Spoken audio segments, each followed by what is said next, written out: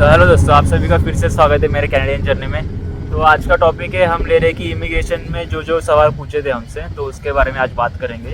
तो मेरे साथ मेरा दोस्त है, तो आपसे इंट्रोडक्शन करा देता हूँ फर्स्ट ऑफ ऑल। तो आप अपना इंट्रोडक्शन कराइए पहले। तो मेरा नाम है अमित शील। मैं हूँ बांग्लादेश से।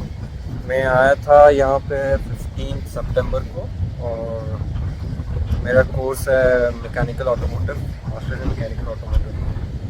सो मेरा इमिग्रेशन में क्या था, लाइक यूजुअली मतलब कौन से मतलब सवाल पूछे थे आपसे, जैसे कि मतलब सब जन बोलते कि 3 घंटा लगा, 4 घंटा लगा इमिग्रेशन में। हाँ मेरा तो कितना टाइम लगा था? हाँ मेरा अराउंड 2.5 आवर्स ऐसा कुछ लगा था मेरा।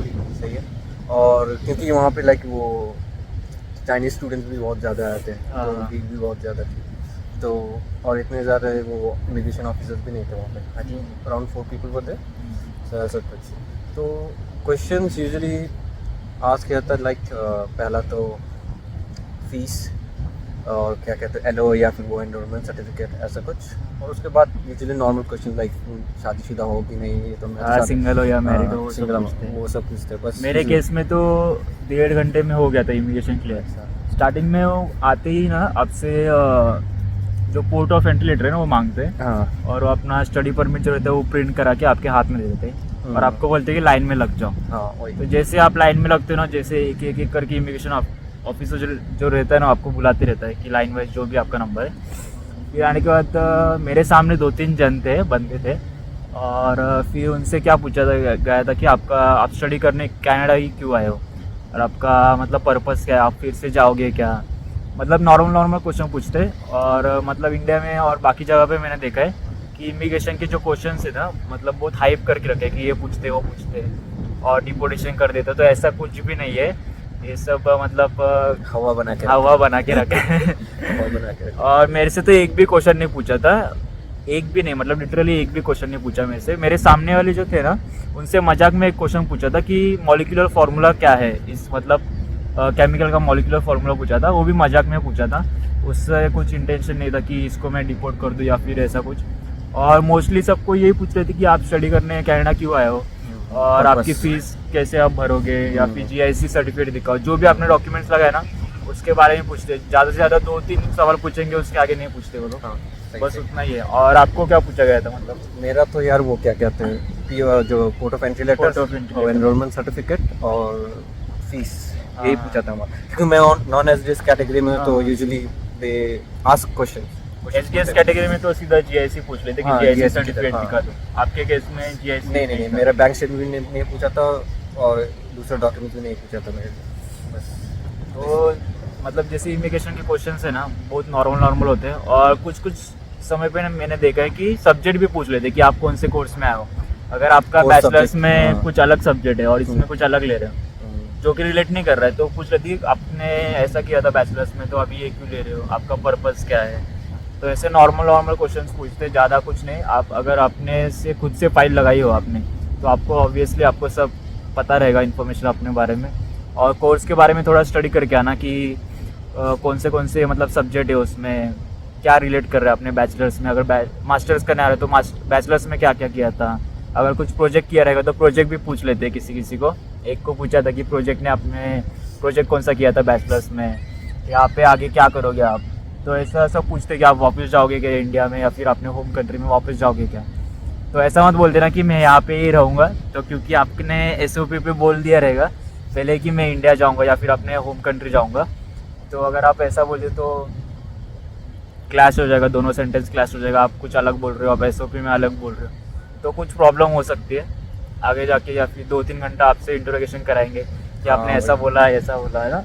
ऐसा होता नहीं 99 केसेस में नॉर्मली क्वेश्चंस लेते हैं। एक बंदे को मतलब 1% रहेगा पॉइंट में होगी कि एक बंदे को असली में कुछ ना कुछ पूछ लिया सब्जेक्ट वाइज, और वो भी इंटेंशन नहीं पूछते, नॉर्मली जानना चाहते हैं कि उससे कुछ फर्क नहीं पड़ता। लेकिन क्योंकि मेरी वक्त तब उन लोगों ने पूछा कि मैं सिंगल के मैरिड हूँ। मैंने कहा कि मैं मैरिड हूँ। उन लोगों ने पूछा कि लाइक स्पाउस कहाँ पे, तो फिर मैंने कहा कि लाइक घर पे फैमिली के साथ है। उसके बाद और कुछ नहीं पूछते ले लो वही। और यहाँ पे अभी मतलब 1 महीना हो गया, मतलब तकरीबन 1 मंथ कंप्लीट हो गया। तो कैसा लग रहा है अभी? मतलब सही है, यूनिवर्सिटी लाइफ भी चल रहा है। प्रोफेसर्स तो बहुत अच्छे हैं जो डॉक्टर्स हमारे। हाँ। मेरे हफ्ते में एक ही दफ़ा क्लास होती है, तो हफ्ते में एक दफ़ा क्लास होता है, वो 2 क्लासेस होती है, सुबह के वक्त और एक शाम को होती है बस। मेरी भी सेम ही है, 2 सब्जेक्ट रहते हैं, मतलब नॉर्मली 2 ही सब्जेक्ट है एम-इंच में, और जो कि बाय डिफ़ॉल्ट रहेगा। अगर आप मैकेनिकल में आ रहे हो तो आपको मैथ्स रहेगा और कम्युनिकेशन एक सब्जेक्ट रहेगा स्टार्टिंग में, और फिर उसके बाद उसकी 2 क्लास रहेगी, हफ्ते में एक बार रहेगी एक सब्जेक्ट की, जो कि 2 दिन हो जाती है, किसी किसी को एक ही दिन में हो जाती है, डिपेंड करता है प्रोफेसर के ऊपर। और 1 महीना थोड़ा डिफ़िकल्ट था स्टार्टिंग में, उसके बारे में बताऊंगा कि क्या क्या आपको करना है, मतलब स्टार्टिंग में आती है आपको कौन सी चीज़ें करनी होती है, उसके बारे में बताऊंगा। और इमिग्रेशन में ऐसा कुछ भी नहीं है, डरो मत, आप बिंदास आ सकते हो, और ऐसा कुछ नहीं है, नॉर्मल अगर आपको पता है, आपने खुद ने फाइल लगाई होगी तो आपको सब पता रहेगा, तो आप टेंशन लेने की कुछ ज़रूरत नहीं है। और डिपेंड करता है कि आपके फ़्लाइट में से कितने बंदे उतरे जो कि स्टूडेंट है। अगर सब जन स्टूडेंट है तो टाइम लग सकता है इमिग्रेशन क्लियर करने में, तो मेरे में तो मैंने जैसे बोला कि 1.5 घंटा लगा, अमित भाई को 2 से 2.5 घंटा लगा, तो डिपेंड करता है कि कितने स्टूडेंट्स आ रहे हैं, है ना, वो हाँ, डिपेंड और करता वो है। सिन भी आप ले सकते हो एयरपोर्ट से। हाँ, सीन का बोल दो आप कि उस सिन का आप इमिग्रेशन क्लियर करने के बाद आप क्या कहते हैं, वहाँ पे जब बैगेज लेने जाते हो तो वहाँ पे बाजू में रहता है वो सिन सेंटर, तो आप वो उधर से सिन ले सकते हो, हाँ। इतना भीड़ भाड़ नहीं होता है। और एल्स आप यहाँ पे आके जहाँ पे रह रहे हो वहाँ पे कैनेडियन सर्विस सेंटर रहता है, उधर से भी ले सकते हो। नहीं, मैं तो सजेस्ट करूंगा कि जो मतलब अगर आप छोटे सिटी में जा रहे हो ना, जैसे विंडसर हो गया, थंडर भी हो गया, तो आप सीट नंबर का चिंता मत लेना, क्योंकि छोटे छोटे सिटी में जल्दी मिल जाएगा आपको सीट नंबर। लेकिन आप जैसे बड़े सिटी में जा रहे हो, लंदन जा रहे हो या टोरंटो प्रॉपर सिटी में, तो आप अपने एयरपोर्ट से ही सीट नंबर ले लेना, वहाँ पे ज़्यादा भीड़ नहीं रहेगी आपको एयरपोर्ट पे, एज़ कम्पेयर टू आप सेंटर जाके लोगे तो बड़ी सिटीज़ में, तो आप सीट नंबर वहीं पे ले सकते हो, आपकी मर्जी। अगर आपको बड़े सिटी में जा रहे हो तो मैं सजेस्ट करूँगा कि वहाँ पे सीट नंबर ले लो, है ना।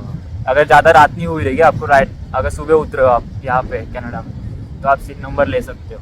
और एक बात, अगर आपका GIC कौन से भी बैंक में हो, स्कोशा बैंक में हो या फिर CIBC में हो, तो आप पहले ही अपॉइंटमेंट बुक कर लो। जैसे आप इंडिया में आप निकल रहे हो फ्लाइट में, तो 1 हफ्ते पहले आप अपना अपॉइंटमेंट बुक कर लो कि इस दिन मैं आऊँगा ब्रांच में, कौन से भी ब्रांच में आप जाके अपनी अपॉइंटमेंट ले सकते हो, अपना GIC एक्टिवेट करा सकते हो।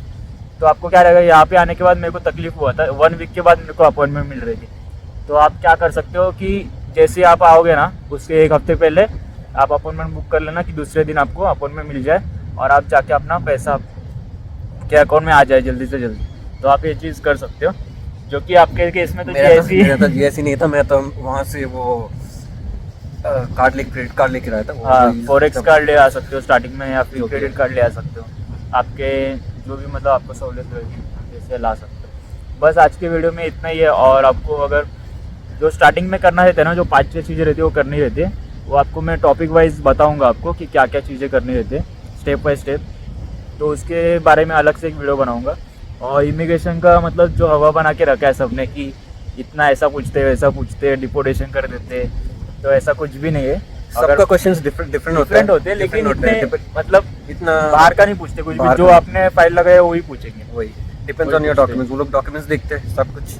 मेरे केस में तो एक भी सवाल नहीं पूछा क्योंकि मेरा फाइल बहुत स्ट्रांग था और मेरे सब डॉक्यूमेंट्स मेरे हाथ में थे।